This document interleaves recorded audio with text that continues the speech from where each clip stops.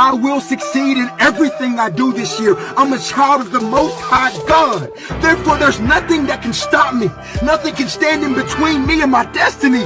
God has given me the victory. I'm not fighting for it. I'm fighting from victory. Therefore, every devil, every circumstance, every situation that shall try to rise up in front of me, I'm going to move you in the name of Jesus. I declare and decree you're already moved. It does not matter what my situation looks like. My God is bigger. He's already made a way. He's able to part the Red Sea, and he'll do it for me. He wants to do it for me because he loves me. He's invested in me. He wants me to be successful so he can get the glory.